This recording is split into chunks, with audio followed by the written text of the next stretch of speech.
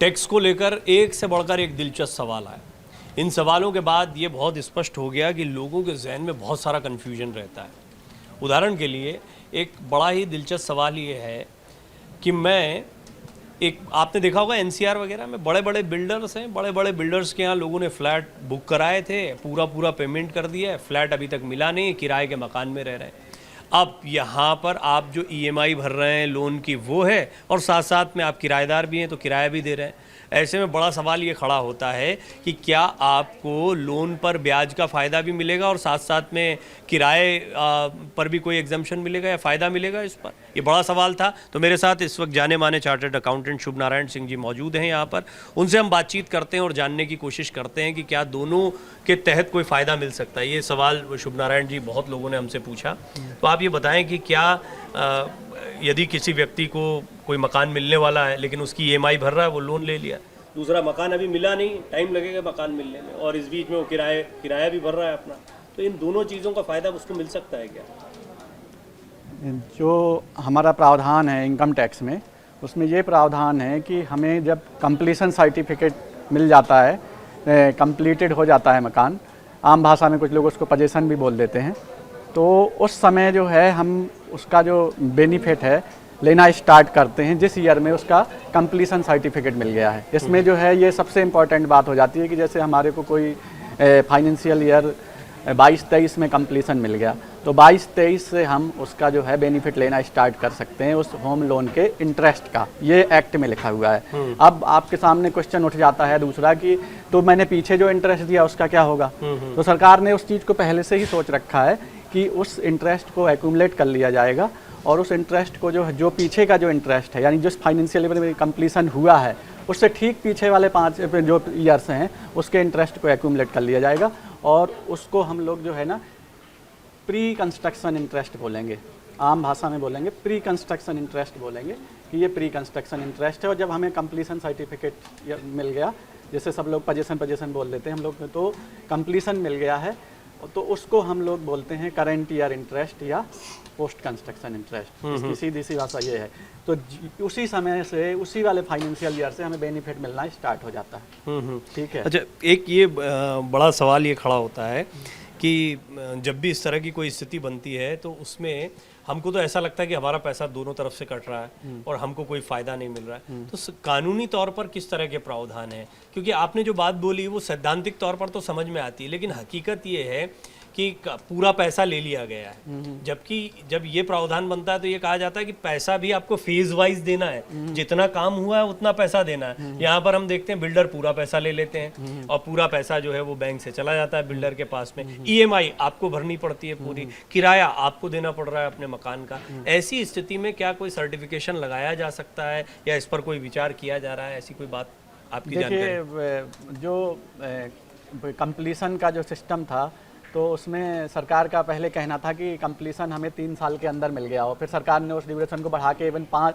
ऐसी सिचुएशन को देखते ही उन्होंने कह दिया था कि 5 साल के अंदर भी अगर मिल जाता है कंप्लीशन सर्टिफिकेट तो भी हम प्री कंस्ट्रक्शन का बेनिफिट आपको दे देंगे। ये सरकार उन पे बराबर बीच पे नज़र रखी रहती है।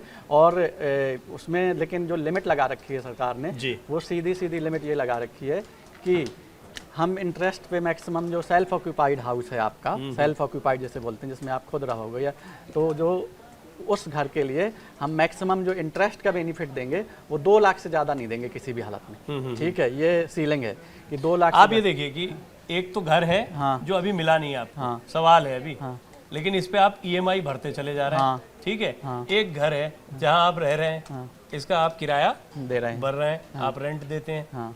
ठीक है, अब इसकी ईएमआई बेशक आप भर रहे हैं, लेकिन अगर कंप्लीशन का सर्टिफिकेट आपके पास नहीं है तो ये सवाल ही रहेगा, सरकार इसको नहीं मानती, ऐसा कह रहे हैं? नहीं सब, जब अगर आपके पास इसका कंप्लीशन का नहीं है और आप ईएमआई भर रहे हैं, इसके ईएमआई भर रहे हैं, तो सरकार कहती है हम इसको इंटरेस्ट का बेनिफिट आपको दे ही नहीं सकते, इसको हम बना हुआ नहीं मानते। अच्छा, बना ही नहीं है तो किस चीज का ईएमआई सेल्फ ऑक्यूपाइड कैसे होगा? जब बना ही नहीं है तो सेल्फ ऑक्यूपाइड होने का मतलब ही नहीं है। तो सरकार कहती है इसका हम इंटरेस्ट का बेनिफिट आपको तभी देंगे, तब तक आप रेंट का एचआरए लेते रहिए, तब तक आप रेंट का बेनिफिट ले सकते हैं। जिस समय आपको ये कंप्लीशन मिल जाएगा उस समय आपने कहा कि बैंक से आपका जितना भी इसका इंटरेस्ट रेट गया है वो आपको मिलना शुरू हो जाएगा। कंस्ट्रक्शन इंटरेस्ट होगा जो भी बैंक से गया है, वो उसको कहेंगे आप प्री कंस्ट्रक्शन इंटरेस्ट। जी, प्री कंस्ट्रक्शन इंटरेस्ट। इंटरेस्ट, हाँ ठीक है। ठीक है। और इस सब के बीच में क्या जैसे ही ये मिलना शुरू होगा रेंट बंद हो जाएगा, रेंट का बेनिफिट? हाँ, अगर वो सेम शहर में है और उसने पोजीशन ले लिया, सेल्फ ऑक्यूपेशन पे आ गया, वो घर को यूज करने लगा, सेल्फ ऑक्यूपाइड हो गया, तो उसको जो HRA का एग्जेम्पशन होता है वो नहीं मिलेगा। फिर एक ही बेनिफिट ले सकता है, सेम सिटी में रह रहा है तो या तो वो इसका ले ले या वो इसका तो ले मुझे कुल मिलाकर ये समझ में आया कि आप किराए से पर भी रह रहे हैं और आपको पोजीशन मिलने वाला मिला नहीं है, तो आप किराए का तब तक बेनिफिट ले सकते हैं HRA के ज़रिए, और जिस समय आपको पोजीशन मिल जाएगा तो फिर आपका जो घर है उसमें आपको प्री कंस्ट्रक्शन इंटरेस्ट का जो रेट होगा वो मिलना शुरू हो जाएगा। यानी हर स्थिति में एक जगह का आप फ़ायदा ले सकते हैं। हर स्थिति में जो है एक जगह का फ़ायदा ले सकते हैं हम। आप इसमें कुछ ऐड करना चाह रहे हैं? हाँ, मैं इसमें ये ऐड करना चाह रहा हूँ कि प्री कंस्ट्रक्शन, जैसे कि आपका मान लीजिए कि प्री कंस्ट्रक्शन इंटरेस्ट का मामला ये है कि मान लीजिए कि आपको पोजीशन मिल गया है फाइनेंशियल ईयर 22-23 में, तो 22-23 का मतलब हुआ कि जो 22-23 से पीछे वाला फाइनेंशियल ईयर है उनमें जो आपने इंटरेस्ट पे किया है वो मान लीजिए टोटल पे किया है 3 लाख रुपए का। ये लीजिए। तो 3 लाख रुपए का अगर इंटरेस्ट आपने पे किया है तो सरकार कहती है कि इसको हम 5 हिस्से में डिवाइड कर देंगे। 5 हिस्से में मान लीजिए इसको 5 से डिवाइड कर दिया तो ये आया 0.6, है ना, 60,000 रुपये आ गया। ठीक है, तो वो कह रहे हैं 60,000 रुपये और प्लस करंट ईयर का इंटरेस्ट, दोनों को जोड़ के आप बेनिफिट ले लो। एक हिस्से को बोलोगे प्री कंस्ट्रक्शन और एक हिस्से को बोलोगे करंट ईयर इंटरेस्ट। ठीक है, उसको ले लो, लेकिन ये दोनों मिला के भी आप 2 लाख रखो। ये जो भी मिलेगा आपको ये भी इस गणित के हिसाब से मिलेगा। हाँ, इस बात को ध्यान रखें, थोड़ा सा कॉम्प्लिकेटेड है। तो ये थोड़ा सा कॉम्प्लिकेटेड यही है कि ये वाला जो हिस्सा है आपका, ये 0.6 वाला हिस्सा वो आपको इस वाले फाइनेंशियल ईयर से मिलने लगेगा 22-23 से, लेकिन इसकी कंडीशन ये है कि कंप्लीशन हो गया हो। ठीक, तो इसमें दोनों ही इंटरेस्ट आपके मिल जाएंगे। जो करंट ईयर का इंटरेस्ट है वो भी मिल जाएगा। मान लो करंट ईयर का इंटरेस्ट है आपका 1,50,000, ठीक है, तो 0.6 ये और ये, तो दोनों मिला के 2.1 हुआ, तो ये 2.1 2 से एक्स्ट्रा हो गया, तो 2 तक ही आपका ये लिमिटेड हो जाएगा। ये 0.1 का आपको वो नहीं मिलेगा, लिमिटेड मतलब 2 लाख हाँ। या हाँ, उस कम या कम इसका बेनिफिट मिलेगा, जो भी आपका बेस्ट पॉसिबल उसमें बनता है। तो दोनों का मिलाकर, दोनों का मिला के। चलिए, बहुत बहुत शुक्रिया। मैं समझता हूँ कि ये थोड़ा सा आप कुछ जोड़ना चाह रहे हैं। हाँ, तो ये काफ़ी वैसा हो जाता है कि लोगों को कंफ्यूज करता है कि पीछे का क्या होगा, लेकिन मैं इसमें ये जोड़ना चाहता हूँ कि ये तो आपको सरकार दे ही रही है इंटरेस्ट, प्लस आपको इसका जो प्रिंसिपल पे कर रहे हो आप उसको भी 80C में दे रही है। आप लोग ये कह सकते हो कि ये आजकल जो इंटरेस्ट की वैल्यू है उस हिसाब से में ये वैल्यू बहुत कम है, लेकिन सरकार दोनों तरफ आपको दे रही है। देखिए भाई, ऐसा है इंटरेस्ट और इस गणित का मामला कि अगर आप में से जो लोग इस मामले में उलझे हुए होंगे ना, उनको तो ये बात समझ में आ रही होगी, नहीं तो 1-2 बार वीडियो देखेंगे तो बात समझ में आ जाएगी। कोई सवाल हो तो आप ज़रूर लिख सकते हैं, आपके सवालों का हमेशा इंतज़ार रहता है, फिर उसका निदान करने के लिए एक बार फिर बात कर ली जाएगी। लेकिन मैं उम्मीद करता हूँ कि लोन भी ले रखा है, EMI भी भर रहे हैं और किराए के मकान में भी रह रहे हैं, इन दोनों स्थितियों का लाभ क्या आपको मिल सकता है, इस सवाल का जवाब आपको मिल गया।